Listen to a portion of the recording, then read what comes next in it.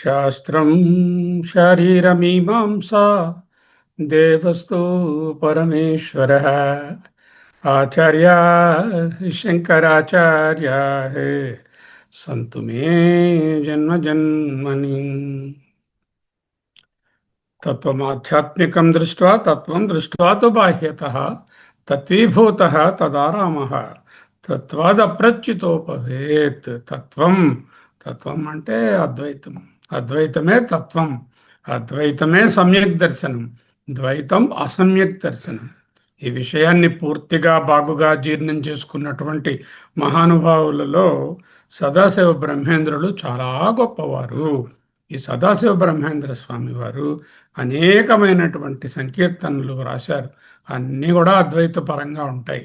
ఏదో రెండో మూడో ఐదో ఆరో కొంచెం సాకారాన్ని వర్ణించినట్టు ఉన్నా మనసు సంచరరే పిబరే రామరసం వాటిలో కూడా పిండుకుంటే కావలసినంత అద్వైతం ఉన్నది.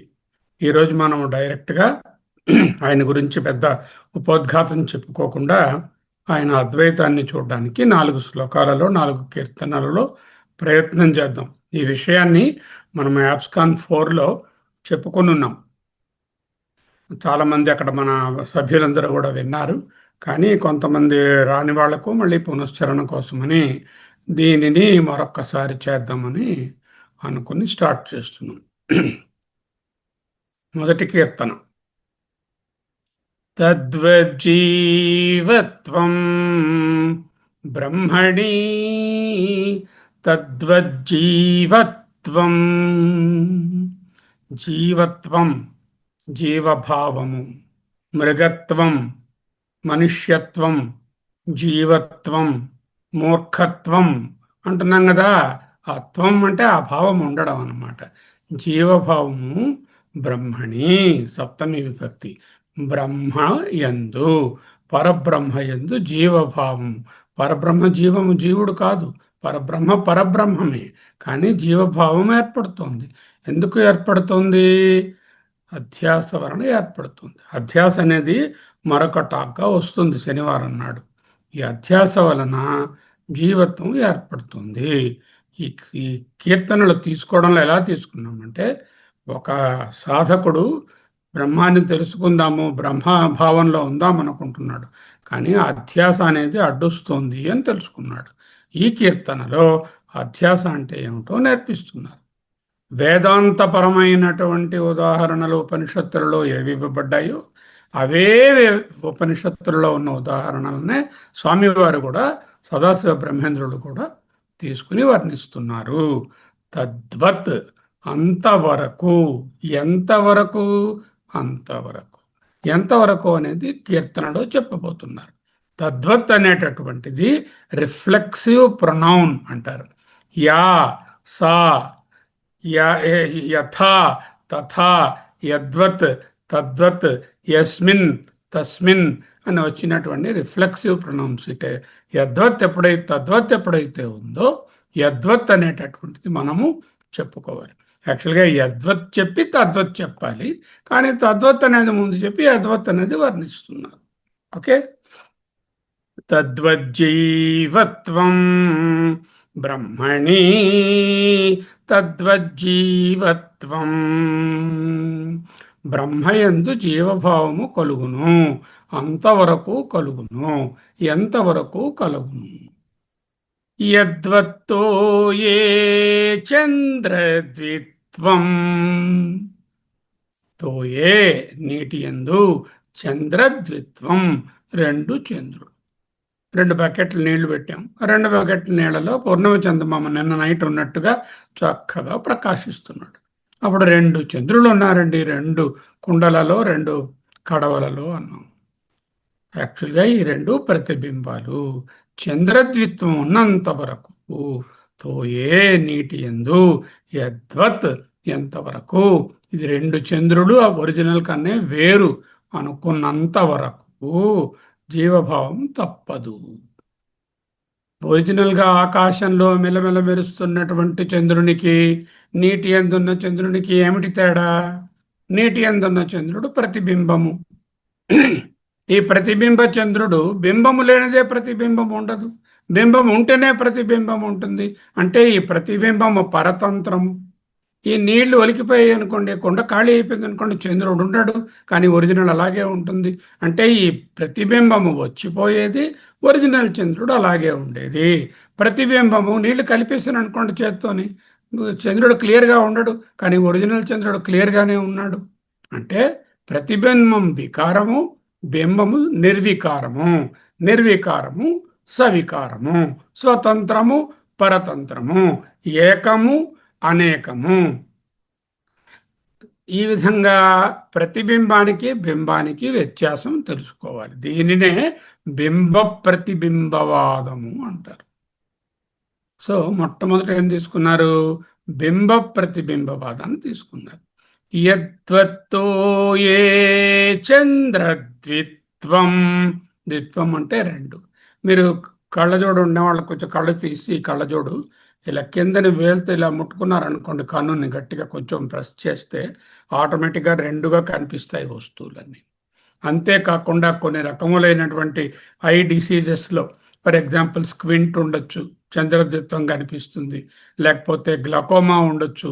ఇటువంటి రోగాలలో కూడా చంద్రద్విత్వం ఉన్నది ఒకటే చంద్రుడైనా చంద్రద్విత్వం మనకు తెలుస్తూ ఉంటుంది. ఆ చంద్రద్విత్వము సత్యం సత్యం కాదు, అది ఓన్లీ ఒక భ్రాంతి, ఒక కల్పనయే. యద్వత్తో ఏ చంద్రద్విత్వం యద్వన్ముకురే ప్రతిబింబత్వం. ముకురం అంటే అద్దము, యద్వత్ ఎంతవరకు, ముకురే అద్దమునందు, ప్రతిబింబత్వం ప్రతిబింబము నిజమా అని అనుకుంటే, ప్రతిబింబానికి అద్దం ముందు నిలబడిన మూర్తి గారికి ఏమిటి తేడా? మూర్తి గారు ఒరిజినల్, ఆయన ప్రతిబింబం అద్దంలో ఉన్నటువంటిది రిఫ్లెక్షన్. మూర్తిగారు లేకపోతే ప్రతిబింబం ఉండదు, మూర్తిగారు ఉన్న అద్దం లేకపోతే ప్రతిబింబం ఉండదు. అంటే గోడ ముందు నిలబడ్డారనుకోండి, ప్రతిబింబం ఉండదు కదా. అంటే ప్రతిబింబించే మాధ్యమం ఉంటేనే ప్రతిబింబం ఏర్పడుతుంది. ఆ మాధ్యమం ఏమిటి? మనసే మాధ్యమం. మనస్సు అనేటటువంటి మీడియంలో బ్రహ్మము ప్రతిబింబించగా జగత్తని మనకు తెలుస్తుంది. ఇదే ప్రతిబింబం, బింబ ప్రతిబింబవాదం. బింబానికి ప్రతిబింబానికి మళ్ళీ చెప్తున్నాను చూడండి. ఒరిజినల్ బింబము, ఇది రిఫ్లెక్షను లేక భ్రాంతి లేక షాడో. ఒరిజినల్ ఒక్కటే, ప్రతిబింబం అనేకము.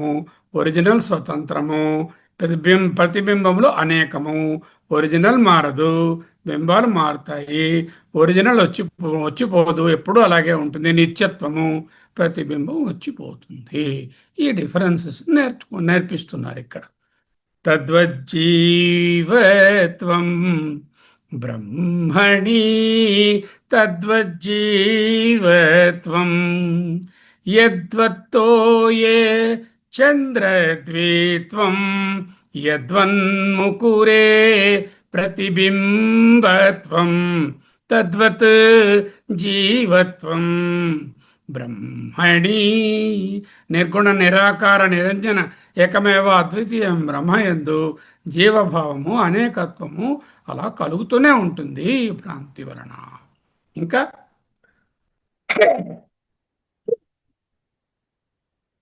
స్థాణౌ యద్వన్నర రూపత్వం. అలా చీకట్లో నడిచి వెళుతున్నారు. అక్కడ ఒక పెద్ద పొడుగ్గా సన్నంగా ఎత్తుగా ఒక రాయి ఉంది.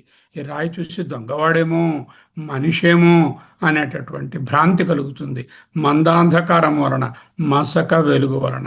నిజంగా పొద్దున లేచి వెళ్ళి చూస్తే సూర్యకాంతిలో అయ్యో ఇది రాయి, నేను ఈ రాయిని నేను దొంగడని భయపడి పారిపోయాను అని తెలుసుకుంటాం. స్థాణౌ ఒక రాతి యందు, యద్వత్ ఎంతవరకు, నరరూపత్వం ఒక మనిషి అనే భ్రాంతి కలిగినట్టు ఉన్నంత వరకు, భ్రాంతిలో ఉన్నంత వరకు బ్రహ్మయందు జీవభావం నీకు నానాత్వం కనిపిస్తూనే ఉంటుంది. భానుకరే, భాను అంటే సూర్యుడు, కరే అంటే కిరణములు. భానుని యొక్క కిరణములు పడి ఊసర క్షేత్రం మీద ఆ ఎడారిలో అక్కడ నీళ్లు లేని చోట నీళ్లు ఉన్నట్టుగా భ్రాంతి కలుగుతుంది.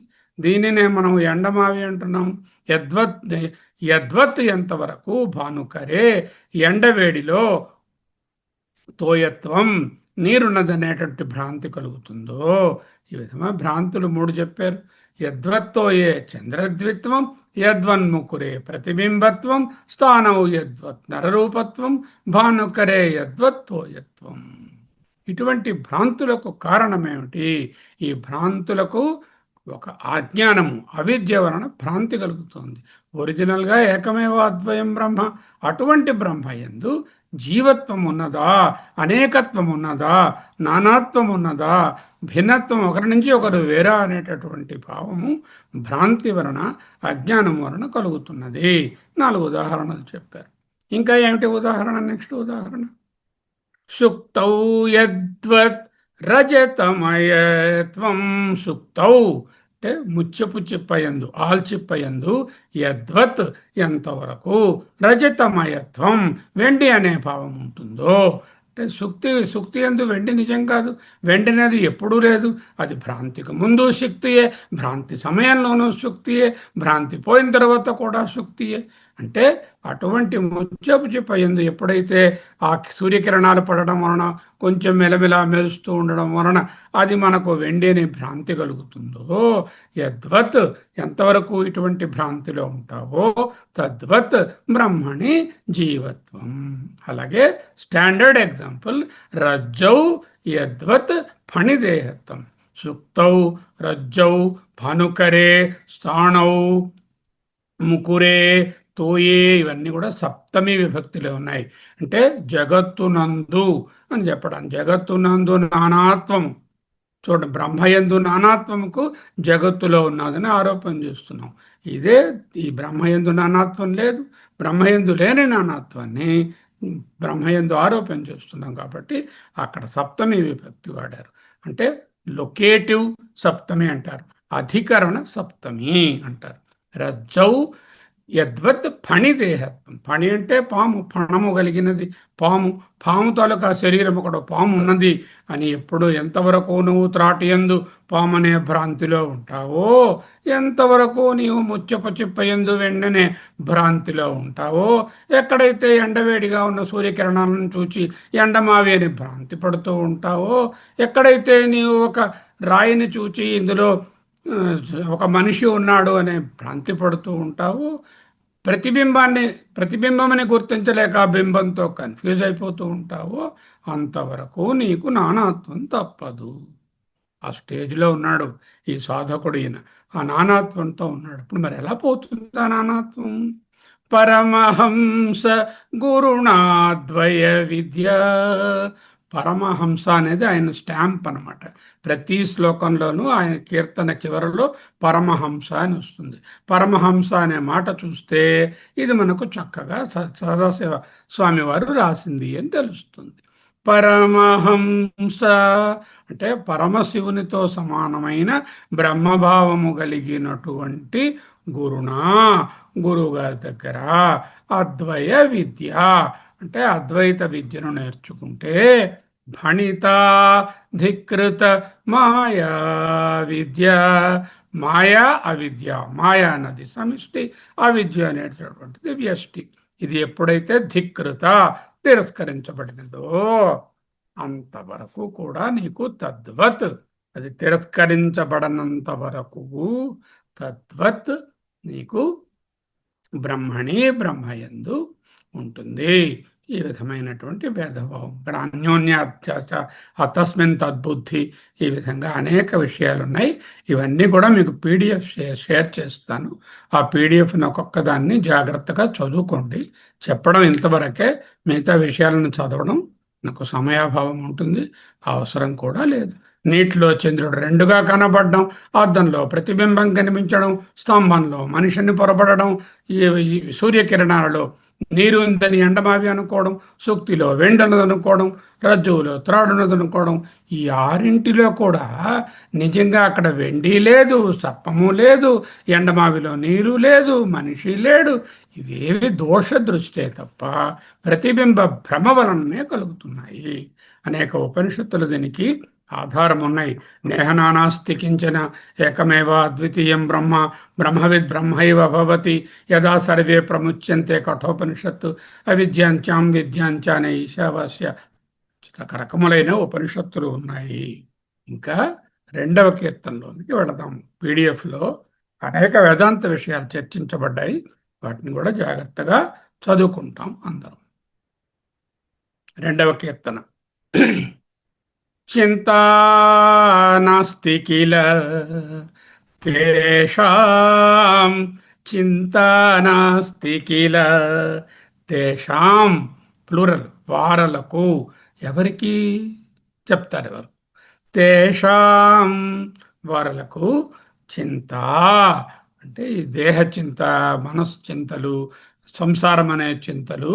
నాస్తి, నాస్తి లేదు, కిలా కదా, వారికి చింత లేదు కదా.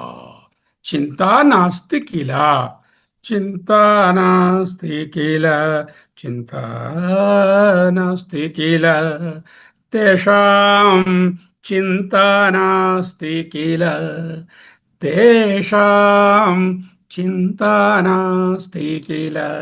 ఈ విధంగా అధ్యాసలో ఉన్నటువంటి సాధకుడు అధ్యాసను పరమహంస గురుణ ఆత్మవిద్య నేర్చుకొని భణితాధికృత మాయా అవిద్య అయిన తర్వాత జ్ఞానులను చూశారు.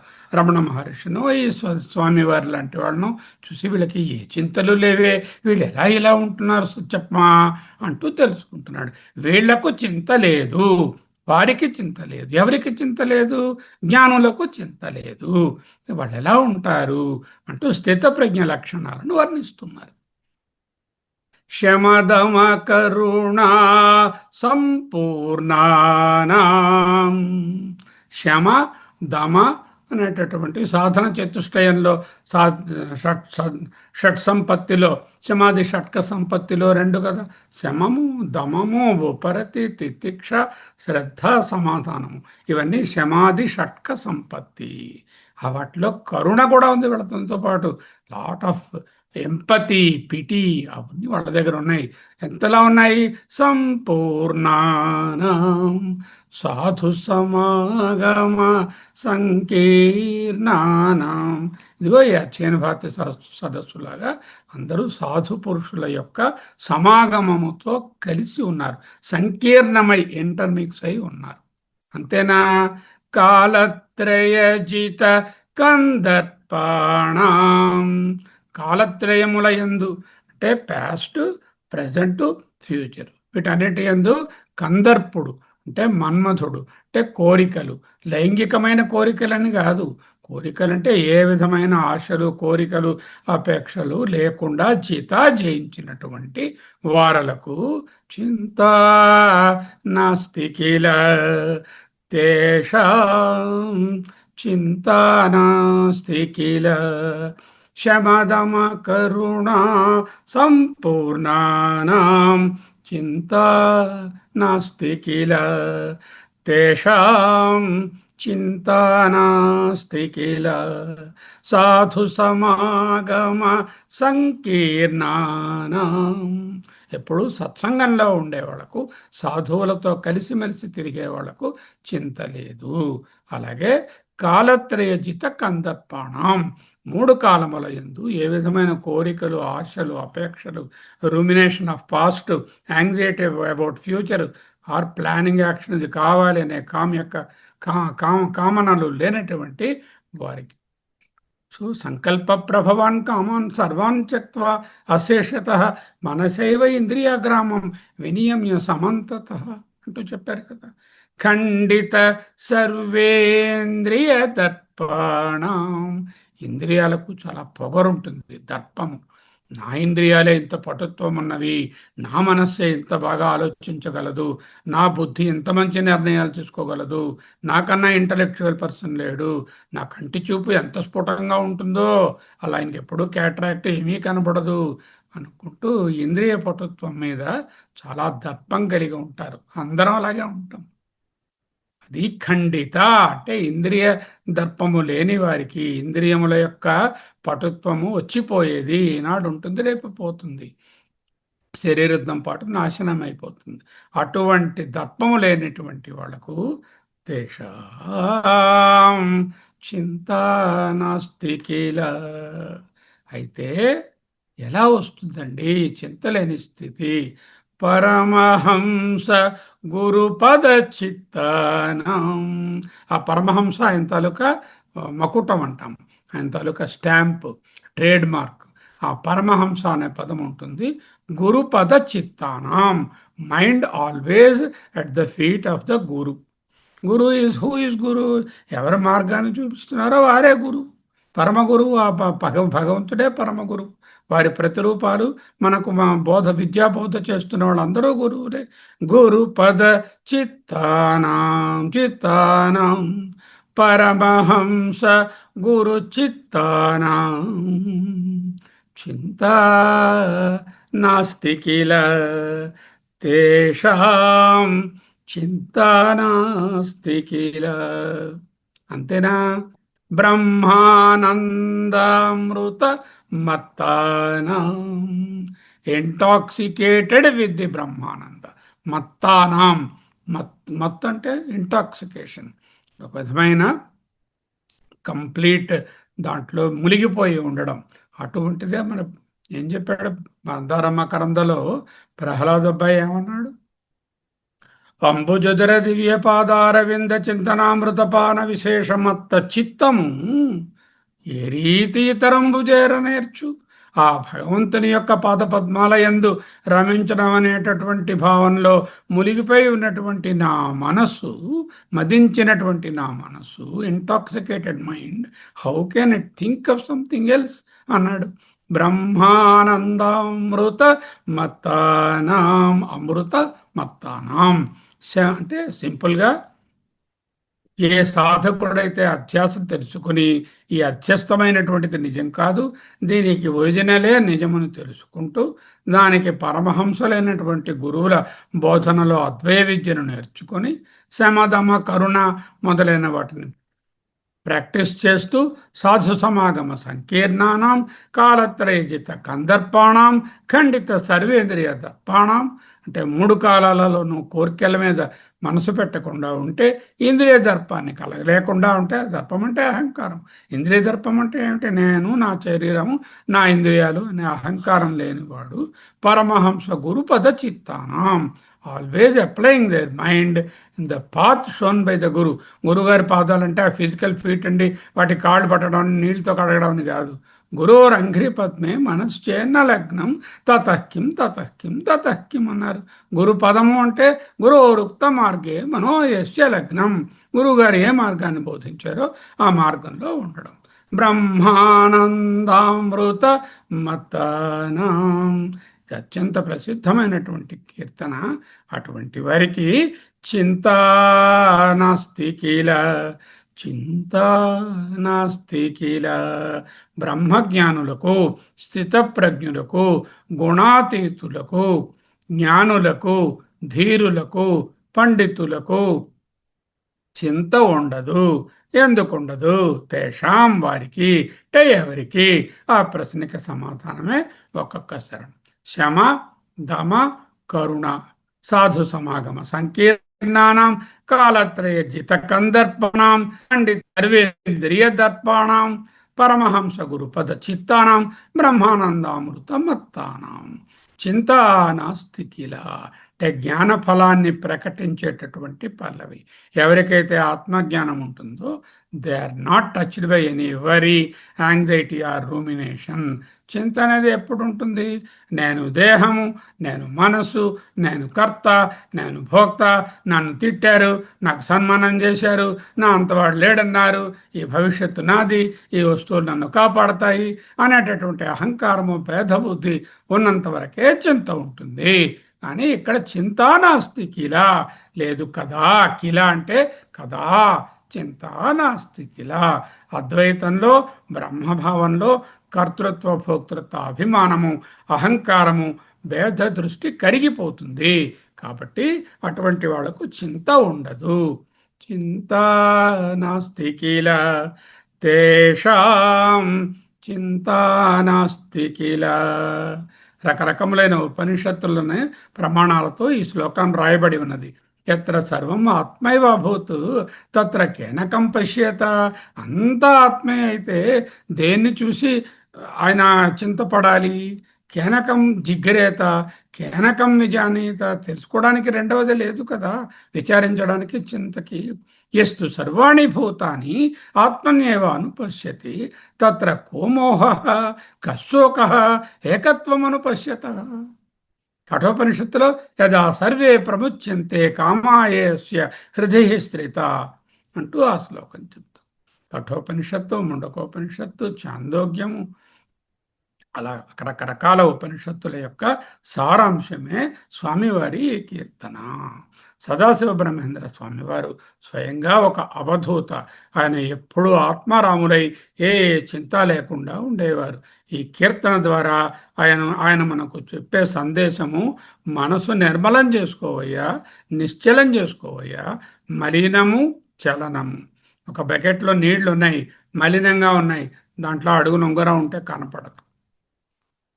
మలినం లేదు కానీ చలించేస్తుంది, నీరు కదిలిపోతుంది, అప్పుడు కూడా ఉంగరం కనపడదు. అంటే మనసులో చలనము మలినము రెండూ లేకుండా చేసుకుని గురుపాదాలను ఆశ్రయిస్తే బ్రహ్మానందంలో ఓళ్ళలాడే వాళ్ళకు ఎటువంటి చింతలు కష్టాలు ఉండవు. ఇదే చింత నాస్తికిలా.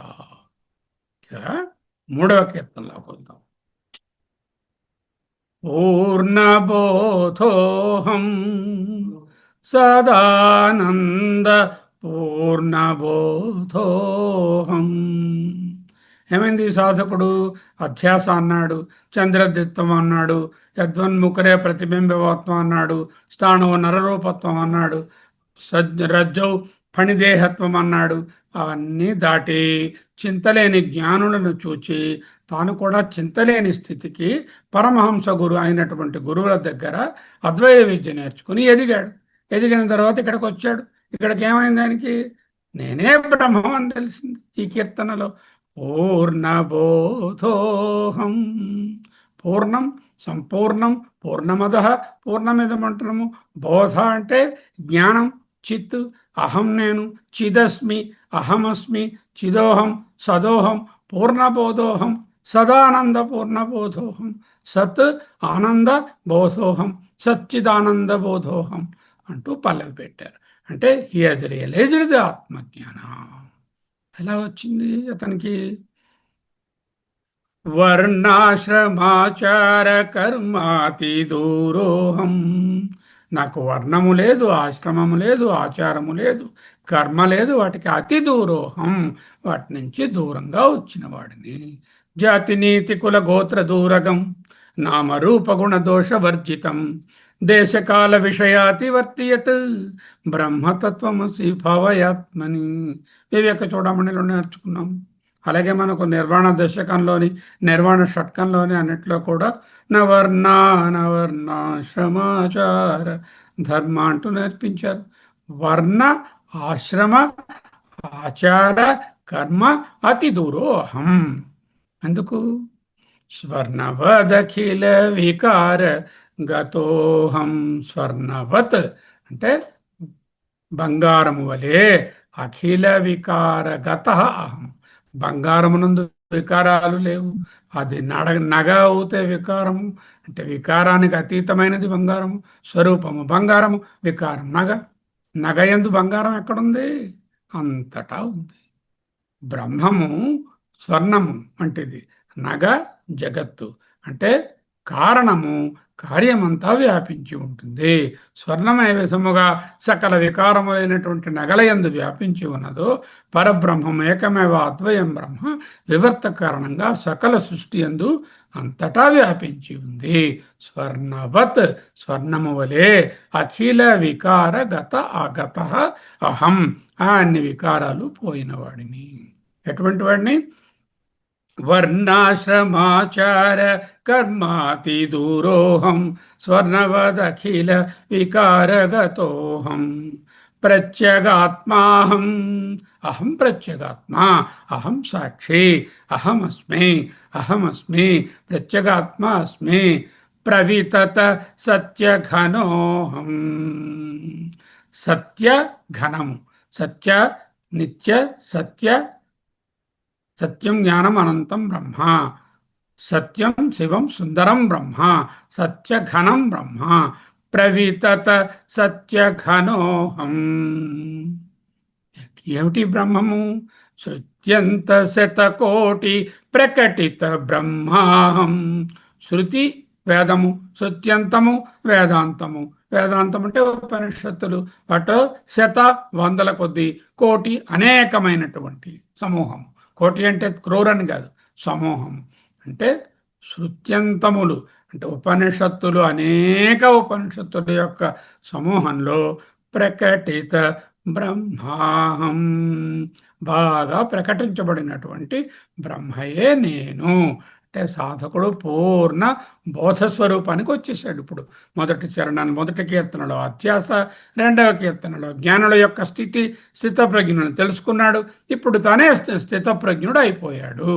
పూర్ణబోధోహం సదానంద పూర్ణబోధోహం వర్ణాశ్రమాచార కర్మాతి దూరోహం స్వర్ణవదఖిల వికార గతోహం. నేను నిర్వికారుడను. స్వర్ణము వలె ఏ వికారములు లేవు. వికారములన్నీ కార్యమునందే, కారణమునందు వికారములు ఉండవు. నేను కారణతత్వమును, కార్యము కాదు. కార్యమైన దేహాదులు కాదు. వర్ణాశ్రమములు నాకు కావు, అవన్నీ కార్యానివి. నేను కారణాన్ని. ప్రత్యేగాత్మాహం ప్రవిత సత్యఘనోహం శృత్యంత శతకోటి ప్రకటిత బ్రహ్మాహం. అన్ని ఉపనిషత్తులు ఏకమేవాద్వయం బ్రహ్మనే బోధిస్తున్నాయి.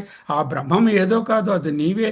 అయమాత్మా బ్రహ్మ, అయం అహం బ్రహ్మాస్మి, తత్వమసి అనేటటువంటి బ్రహ్మ అహం, అహమస్మి. నిత్యోహం త్రికాలబాధ్యం. అభయోహం భయము రెండవది అని అనిపిస్తే భయము అంటే ఏమిటి? ద్వైతమే భయము. ద్వితీయాద్వై భయం భవతి అంటే నేనుంటే, నా భార్య పక్కన ఉంటే నాకు భయం వేస్తుందండి, అది కాదు అర్థం. రెండవది ఉంటే భయం కాదు. రెండవది అనే భావన అంటే ద్వితీయం అనే భావన, నానాత్వం అనే భావనయే భయము. ఏకత్వ భావన భయము లేదు. అభయోహం అద్వితీయోహం. వై అయం అభయోహం? బికాజ్ అయం అద్వితీయోహం. రెండవది లేదు. రెండవది అనేటటువంటి కాన్సెప్టే నా దగ్గర లేదు. అంచేత అద్వితీయోహం, అభయోహం, నిత్యోహం. అయితే హూ ఆర్ యూ? సాక్షి మాత్రోహం. అన్నీ జరుగుతున్నాయి, లోకంలో వ్యవహారాలు వెళుతున్నాయి. అధ్యయన భారతి కాన్ఫరెన్స్ జరిగింది, ఇంట్లో ఏవో వ్యవహారాలు జరుగుతున్నాయి. బ్యాంకులో నన్నేమో సో అండ్ సో అని పిలిచారు, హాస్పిటల్కి వెళ్తే డాక్టర్ గారు అన్నారు. వీటన్నిటికీ నేను సాక్షిని. సాక్షి మాత్రో. ప్రగళిత పక్షపాతోహం. ప్రగళిత, గళిత జారిపోయిన, ప్రగళిత పూర్తిగా విదిలిపోయిన. పక్షపాతోహం, పక్షపాతం అన్నది లేదు. ఏమిటండి పక్షపాతము? పక్షవాతం కాదండి, పక్షపాతం అంటున్నారు. పక్షపాతం అంటే ఒక పక్షములో పడుట, అంటే టేక్ వన్ సైడ్. ఇప్పుడు రెండు గ్రూప్స్ ఉంటాయి, ఈ బీజేపీ, ఇది కాంగ్రెస్. కాంగ్రెస్ వాళ్ళు కాంగ్రెస్ పక్షపాతము, కాంగ్రెస్ అనే పక్షంలో పడ్డారు. బీజేపీ అనేవాళ్ళు బీజేపీ అనే పక్షంలో పడ్డారు. తెలుగు వాళ్ళు, తమిళ వాళ్ళు తెలుగు వాళ్ళు అనే పక్షంలో వీళ్ళు పడ్డారు, వాళ్ళు తమిళ వాళ్ళు అనే పక్షంలో పడ్డారు. అటువంటి పక్షపాతము ప్రగళిత, పూర్తిగా నశించినటువంటి, ఏ విధమైనటువంటి అహం మమ లేనటువంటి పక్షపాతోహం. ప్రగళిత పక్షపాతో అంటే పక్షపాతము లేని స్థితియే, అంటే ద్వైతం లేని స్థితియే బ్రహ్మము. వర్ణాశ్రమాచార కర్మాతి దూరోహం స్వర్ణవదఖిల వికారగతోహం ప్రత్యేగాత్మాహం ప్రవితత సత్యఘనోహం. వితత వ్యాపించి ఉన్న, ప్రవితత బాగుగా వ్యాపించి ఉన్న, అంతటా వ్యాపించి ఉన్న, సకలమునందు వ్యాపించి ఉన్న, శృత్యంత శతకోటి ప్రకటిత బ్రహ్మాహం నిత్యోహమభయోహమద్వితీయోహం సాక్షి మాత్రోహం ప్రగళిత పక్షపాతోహం. అంతేనా? మోక్షస్వరూపోహం ఓంకార గమ్యోహం. ఓంకారము వలన తెలుసుకోగలిగిన వాడిని. సూక్ష్మోహం అనఘోహం, పాపరహితం. అద్భుతాత్మాహం సూక్ష్మోహమనఘోహ మద్భూతాత్మాహం స్వప్రకాశోహం విభురహం నిష్ప్రపంచోహం. మాండూక్య మధ్య చెప్తుంది, ప్రపంచోపశమం శాంతం శివం అద్వైతం, అదే నిష్ప్రపంచం. అప్రమేయోహం, ప్రమేయము అంటే కొలత. ఈ టేబుల్ ఉంది, ఇదేదో 3 అడుగులు పొడుగు 2 అడుగులు వెడల్పు, కొలవగలను. బ్రహ్మాన్ని ప్రమేయము కాదు. ప్రమేయం అంటే కొలతలకు అందేది ఆబ్జెక్ట్. అప్రమేయం అంటే ఆబ్జెక్ట్ కాదు, కొలతలకు అందనిది. అచలోహం, నా కించన మిషత్, అక్కడ కొంచెం కూడా చలనం లేదు. అచలోహం అకాలోహం, beyond time, transcends the time. నిష్ప్రతరాక్షఖండైక రసోహం అజ నిర్మోహం, పుట్టుకలేదు, మోహం లేదు. బోధజన భజనీయోహం, మీద సెంటెన్స్లో అఖండైక రసోహం, రస అన్న సార అన్న ఒక్కటే. రసోవై సహా, రస అంటే బ్రహ్మము, రసోహం అంటే బ్రహ్మము, ఏకరసోహం అంటే ఏకమేవాద్వయం బ్రహ్మ. నిష్ప్రతర నిష్ప్రతర ఆఖ్యైక అఖండైక రసోహం అజోహం నిర్మమోహం బోధజన భజనీయోహం అజరోహం అమరోహం అమృత స్వరూపోహం. అంటే పుట్టుక లేదు, మరణం లేదు, అమృత స్వరూపం. నిజ పూర్ణ మహిమని నిహిత మహితోహం నిరవయోహం నిరుపమ నిష్కలంకోహం. ఇది జ్ఞానం వచ్చిన తరువాత తెలుసుకునేటటువంటి స్థితి. ఏమిటేమిటవన్నీ? పూర్ణబోధోహం సదానంద పూర్ణబోధోహం, నాకు వర్ణాశ్రమ ఆచారాలు లేవు, కర్మలకు అతి దూరము, స్వర్ణము వలె ఏ వికారములు లేనటువంటి కారణస్థితి, ప్రత్యగాత్మ, ప్రవితత వ్యాపించిన సత్యగనోహం, శృత్యంత శతకోటి ప్రకటిత బ్రహ్మాహం, సకల శృతులయందు ప్రకటించబడినటువంటి వేదాంత సారమైన బ్రహ్మమే నేను. నిత్యోహం అభయోహం అద్వితీయోహం సాక్షిమాత్రోహం ప్రగళిత పక్షపాతోహం మోక్షస్వరూపోహం ఓంకారగమ్యోహం సూక్ష్మోహం అనఘోహం అద్భుతాత్మాహం స్వప్రకాశోహం విభురహం నిష్ప్రపంచోహం అప్రమేయోహం, ఏ కొలతలకు అందనటువంటిది, అంటే ఏ ఇంద్రియాలతోనూ పట్టుకోలేనటువంటిది. అచలోహం అకాలోహం, ట్రాన్సెండ్స్ ద టైం. అఖండైక రసోహం అజోహం నిర్మోహం బుధజన భజనీయోహం అజరోహం అమరోహం అమృతస్వరూపోహం నిజపూర్ణ మహిమని నిహిత మహితోహం నిరవయోహం, ఏ పార్ట్స్ లేవు. నిరుపమోహం, నో కంపారిజన్. నిష్కలంకోహం, నో అవయవాలు లేవు. ఎలా తెలిసింది ఇదంతా? పరమ శివేంద్ర శ్రీ గురు సోమ సముదిత. పరమ అనేది ఆయన ట్రేడ్ మార్క్ కదా. పరమశివుడు అని ఆయన పేరు, గురువు గారి పేరు పరమశివేంద్రులు. అంచేత గురుగారి పేరు తెచ్చుకొని పరమశివేంద్ర శ్రీ గురు అనేటటువంటి సోమ చంద్రుని యొక్క సముదిత, ఆయన యొక్క ఉదయం వలన కలిగినటువంటి కాంతిలో నాకు ఇది తెలిసింది. నిరవధి నిర్వాణ సుఖ సాగరోహం, సుఖమునకు సముద్రము. ఎటువంటి సుఖమది? మామూలుగా మన ఇంద్రియ సుఖం లాంటిది కాదు, అవధులు లేనటువంటిది. నిరవధి నిర్వాణ సుఖం, మోక్ష సుఖము. నిర్వాణం అనేటటువంటి అవధులు లేని మోక్ష సుఖ సాగరము నేను. అంటే ఆత్మానుభూతి కలిగినటువంటి పరాకాష్ఠ. మునుపటి కీర్తనలో బ్రహ్మం ఇలా ఉంటుంది అని చెప్పినటువంటి ఆయన బ్రహ్మము నేనే అని తెలుసుకుని అహం బ్రహ్మాస్మి అనే స్థితిలో మాట్లాడుతున్నటువంటి ఆచార్యుల వారి, స్వామి వారి కీర్తన. వీటికి కూడా ప్రతి ఒక్కొక్క పదానికి అర్థాలు వివరించబడి ఉన్నాయి. ఇప్పుడు మీకు చెప్పాను, అవే అక్కడ వ్రాసి ఉన్నాయి. అంతేకాకుండా వీటికి ఉపనిషత్ ప్రమాణాలు కూడా ఉన్నాయి. పల్లవికి ఏమిటి ఉపనిషత్ ప్రమాణాలు, ఒక్కొక్క మాటకు ఏమిటి ఉపనిషత్ ప్రమాణాలు అంటూ ఇక్కడ ఇవ్వడం జరిగింది. కాలాతీతం అవుతుంది. కాబట్టి ఆ ప్రమాణాలలోకి వెళ్ళడం లేదు. ఆ ఉపనిషత్తులను స్పృశిస్తే ఇప్పటి నుంచి మళ్ళీ ఆ అధ్యయన భారతి కాన్ఫరెన్స్ వచ్చే వరకు ఆ ఉపనిషత్తులో చెప్పుకోవాల్సి ఉంటుంది. కాబట్టి వాటిని సంక్షిప్తంగా ఇక్కడ ఇచ్చాను. ఆయా ఉపనిషత్తు రిఫరెన్స్లోకి పోయి మీరు మళ్ళీ పాత వాటిని జ్ఞాపకం చేసుకోండి. ఈ సంకీర్తన ఒక జ్ఞాన పరాకాష్ఠ, సా కాష్ఠ సా పరాగతి అన్నటువంటిది. నేను శరీరాన్ని కాదు, మనసుని కాదు, బుద్ధిని కాదు, నేను కేవల సచ్చిదానంద స్వరూపమైన బ్రహ్మము. శరీరాన్ని కాదు, మనస్సుని కాదు, బుద్ధిని కాదు అంటే అయితే నాకు బ్రహ్మం ఎప్పుడు తెలుస్తుంది అని అడగకూడదు. ఎందుకంటే మీరు బ్రహ్మం మీరు ఇప్పుడే కాబట్టి శరీరాన్ని కాదు అని తెలిసిన మరుక్షణమే మీరు బ్రహ్మం అని తెలుస్తుంది.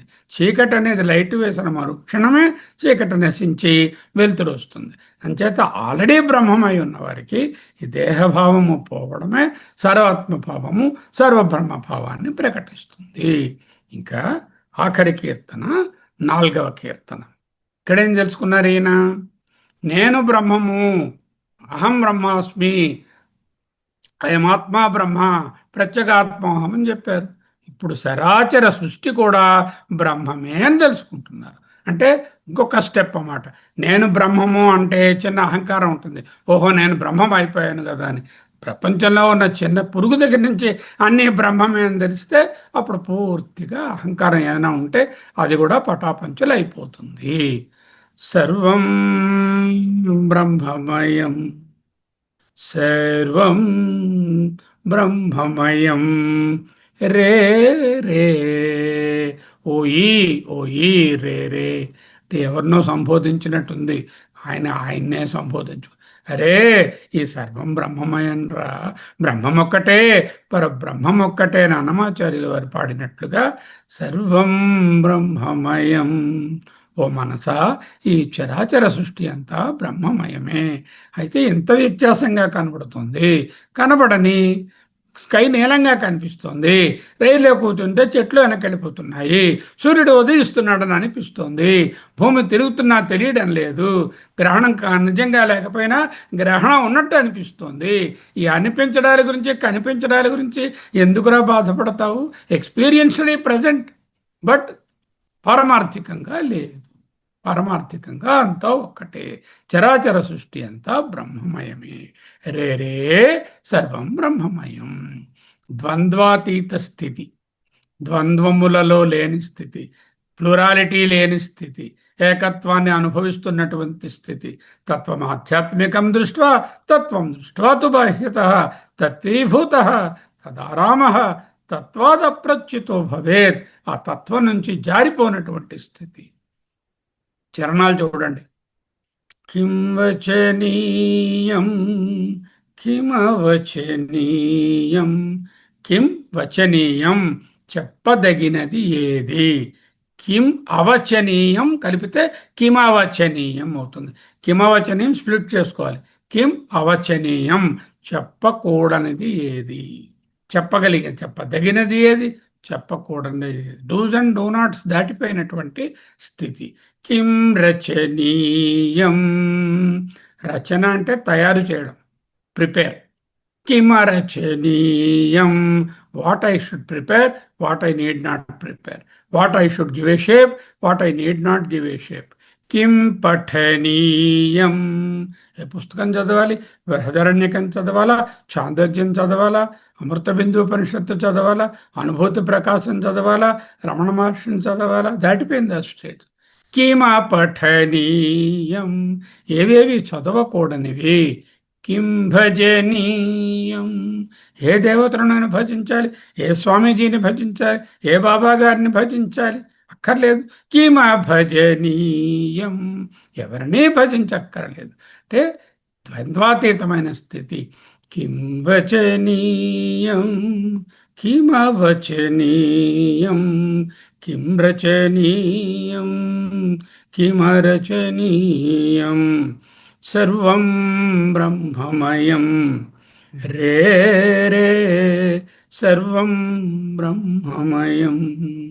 కిం పఠనీయం కిమపఠనీయం, ఏది చదువదగినది, ఏది చదవక్కర్లేంది, కిం భజనీయం కిమభజనీయం, ఏది పూజించదగినది, భజించదగినది, ఏది పూజించదగనిది. కిం బోద్ధవ్యం అంటే ఏది తెలుసుకోవలసినది. కిమబోద్ధవ్యం, ఇవన్నీ కూడా అనీయర్ ప్రత్యయం అంటారు సంస్కృతంలో. తెలుసుకోవలసినది, వాట్ యు హ్యావ్ టు, వచనీయం, కమనీయం, రచనీయం, అవచనీయం, అరచనీయం, ఇవన్నీ అనీయర్ ప్రత్యయంలో ఉన్నాయి. అది కృదంతం అంటారు దాన్ని. కిం భోక్తవ్యం కిమభోక్తవ్యం, భోక్తం అంటే అనుభవించడం. ఏది అనుభవించదగనిది, ఏది అనుభవించకూడనిది, ఈ వ్యత్యాసం మనకు ఉంటుంది. లౌకికంగా ఉంటే ఓహో నేను ఇంట్లో ఉండాలి, రోడ్డు మీద పడుకోకూడదు, నేను డ్రెస్ వేసుకొని ఉండాలి, నేను డ్రెస్ వేసుకోకుండా బయటకు వెళ్ళకూడదు అనే డిస్టింక్షన్. ఎప్పుడైతే మీరు దేహభావం లేకుండా పూర్తిగా ఆత్మభావంలో ఉంటే, సదాశివ బ్రహ్మేంద్ర స్వామి ఆయన ఎప్పుడూ దిగంబరులుగానే ఉండేవారు. ఆయన బట్టలు కూడా వేసుకునేవారు కాదు. ఎందుకు? కిం ధరణీయం కిమధరణి, ఏది ధరించాలి, ఏది ధరించక్కర్లేదు అనే వ్యత్యాసమే ఆయనకు లేదు. కిం బోధవ్యం కిమబోధవ్యం, ఇది మంచి మాట, ఇది చెడు మాట అనేటటువంటిది వ్యవహారంలో. బ్రహ్మం దగ్గర మంచి చెడు అనేటటువంటి రెండూ లేనటువంటి ఏకమైన స్థితి, బ్రహ్మమయం అని తెలిసినటువంటి వ్యక్తికి బ్రహ్మం యొక్క వ్యక్తీకరణమే తరంగాలన్నీ సముద్రమే అని తెలుసుకున్న వారికి ఈ తరంగం పెద్దది, ఈ తరంగం చిన్నది, ఇప్పుడు సముద్రంలో తరంగాలు ఎక్కువగా ఉన్నాయి, పొన్నమి నాడు అదిగో అమావాస్య నాడు తగ్గుతాయి అనేటటువంటి భావన ఉండదు కదా. ఒక తరంగం మంచిది, ఇంకో తరంగం చెడ్డది అనలేము కదా.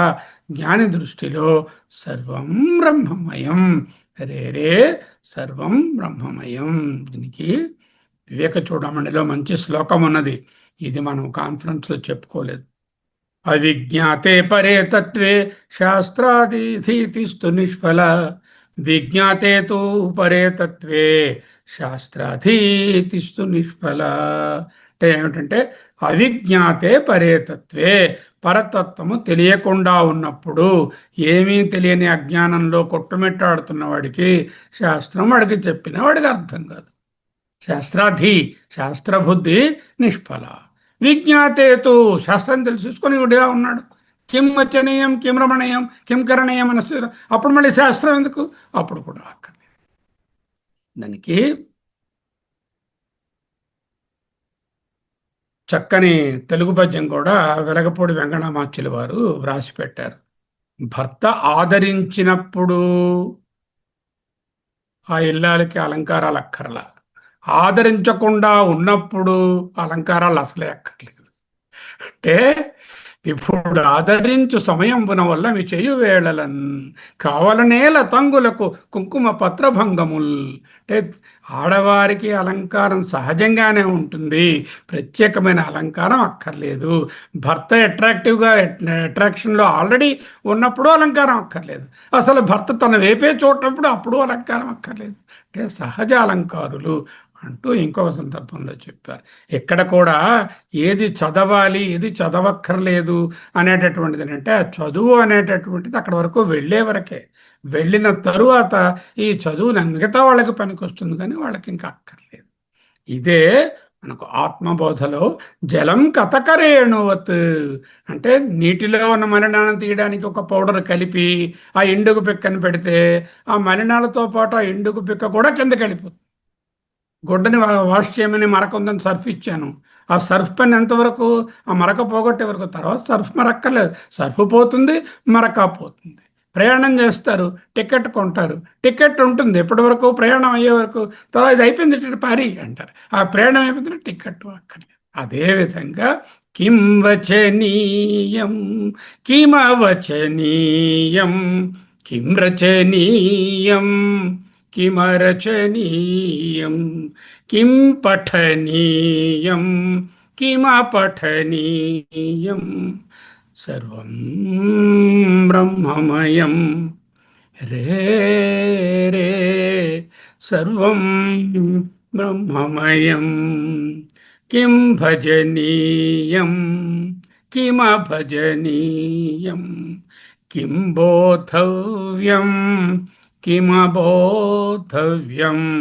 కిం భోక్తవ్యం కిమభోక్తవ్యం. అయితే ఇంకేమిటి చేయాలి? తినాల్సిందేదీ లేదు, తినకూడదు లేదు, చదవాల్సిందేదీ లేదు, చదవకూడదు లేదు, చేయాల్సిందేదీ లేదు, చేయకూడదు. But what to do then? Rest of the life what you will do? You do what you want. సర్వత్ర సదా హంస ధ్యానం కర్తవ్యం భో ముక్తి నిధానం. ముక్తి అనేటటువంటి దిశని పొందినటువంటి నీకు ఒకటే కర్తవ్యం ఉంది. ఏమిటా కర్తవ్యము? చేయవలసింది ఏమి మిగిలింది? సదా హంస ధ్యానం. రెండు మాటలు వేశారు.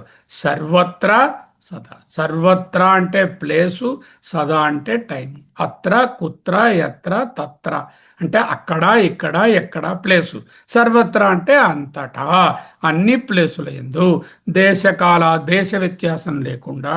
సదా అంటే నిన్న మొన్న ఇవాళ పొద్దున్న సాయంత్రం అనే వ్యత్యాసం, కాల వ్యత్యాసం లేకుండా, దేశకాల వ్యత్యాసాలు లేకుండా ఎప్పుడూ అన్ని వేళలా ఆల్వేజ్. ఆల్వేస్. ఆల్వేజ్ అంటే సదా, ఆల్వేస్ అంటే సర్వత్రా. సర్వత్రా సదా హంస ధ్యానం. ఏమిటండి ఈ హంస ధ్యానం? హంస అనే పదాన్ని విడదీస్తే హం సహా, అహం సహా. అహం అహం అంటుంటే హం అయిపోదు. అహం సహా, అహం సహా నేను అతడు. అది కలిపితే హంస హంస హంస. సోహం సోహం సోహం. సహా అంటే పరమాత్మ, అహం అంటే నేను, ఆ పరమాత్మే నేను అనే నిరంతర స్మరణే హంస ధ్యానం. హంస అనేటటువంటి ఒక ఇమాజినరీ బర్డ్ ఉంది. అది పాలు నీరు కలిపితే ఉంచితే పాలను మాత్రమే ఎలా గ్రహిస్తుందో, there no bird like that. There no biological bird.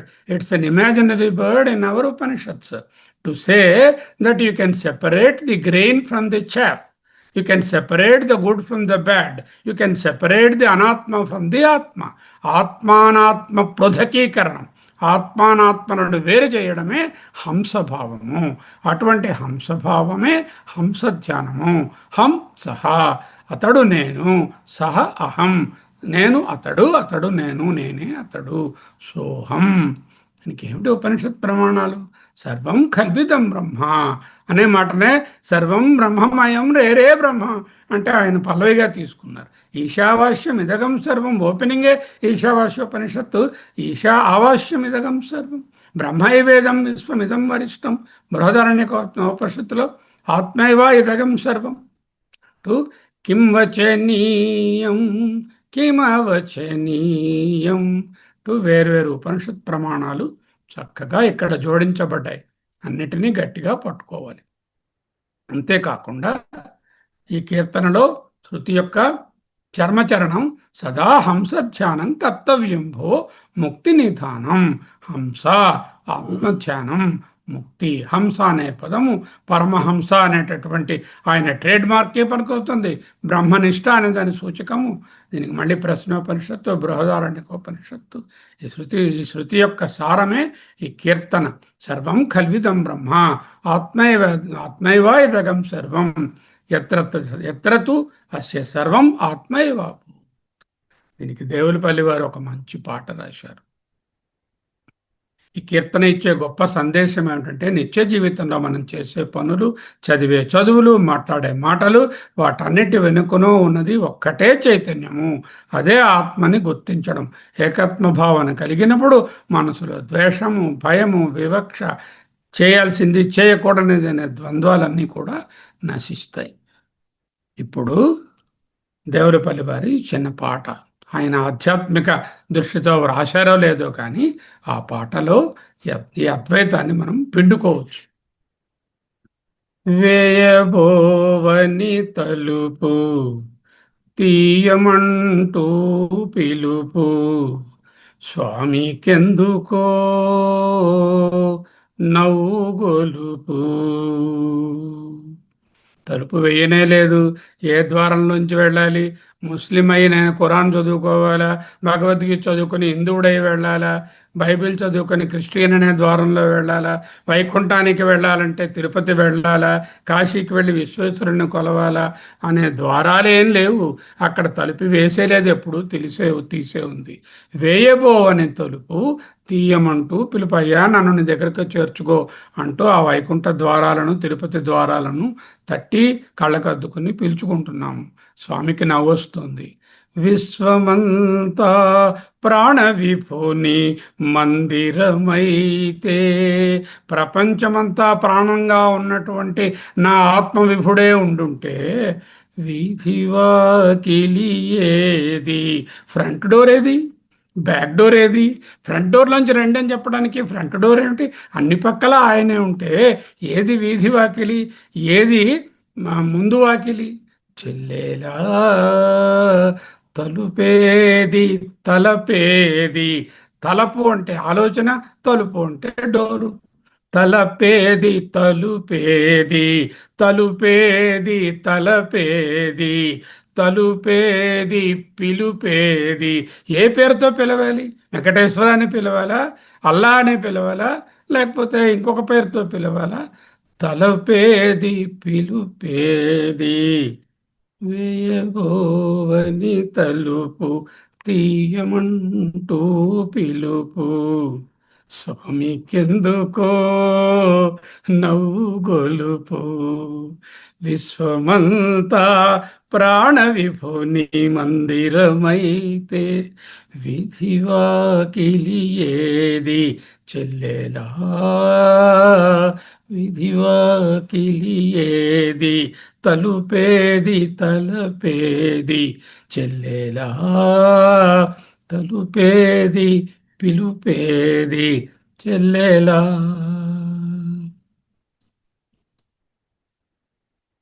తద్వజ్జీవత్వం బ్రహ్మణి, తద్వజ్జీవత్వం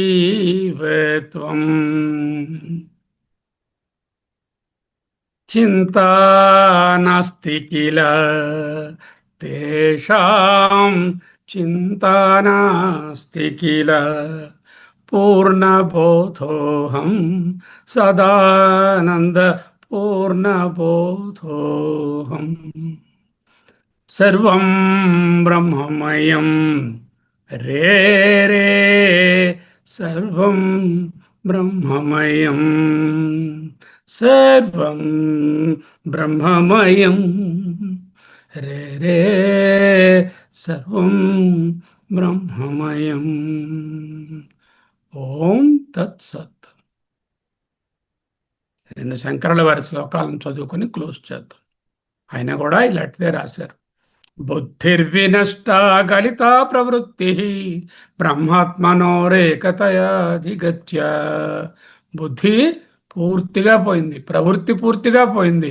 బ్రహ్మ ఆత్మన ఏకతయా అధిగత్య, బ్రహ్మాత్మ భావాన్ని పొందాను. ఇదం న జానే అప్యనిదం న జానే, ఇది ఉన్నదని తెలియట్లేదు, ఇది లేదని తెలియట్లేదు. కిం వా కియద్వా, అది ఏమిటా సుఖము, అది ఎంత ఆ సుఖము, సుఖమస్య పారం. బుద్ధిర్వినష్ట గలితా ప్రవృత్తి బ్రహ్మాత్మనోరేకతయాధిగత్య. ఇదం న జానే అప్యనిదం న జానే, కిం వా కియద్వా సుఖమస్య పారం. వాచా వక్తుమశక్యమేవ మనసా మంతుం న వా శక్యతే. స్వానందామృతపూరపూరిత పర బ్రహ్మాంబుధేర్వైభవం. స్వానందామృతపూరపూరిత పరబ్రహ్మాంబుధేర్వైభవం. అంభోరాశి విశీర్ణ వార్షిక శిలాభావం భజన్మే మనో. సముద్రంలో పడినటువంటి వడగళ్ళు ఏ విధంగా కరిగిపోతాయో నా మనస్సులా కరిగిపోయింట. సముద్రంలో వడగళ్ళు పడితే ఏంటవుతాయి? వడగళ్ళు చల్లగా ఉంటాయి, సముద్రం వేడిగా ఉంటుంది, నార్మల్ టెంపరేచర్. వెంటనే నా మనసు పూర్తిగా కరిగిపోయింది. అంభోరాశి విశీర్ణ వార్షిక శిలాభవం భజన్మే మనో. యశాంశాంశలవే, అంశలవే అంటే మైన్యూటెస్ట్ క్వాంటిటీ. విలీనమధునా ఆనందాత్మనా నిర్వృతం. ఓం తత్ సత్.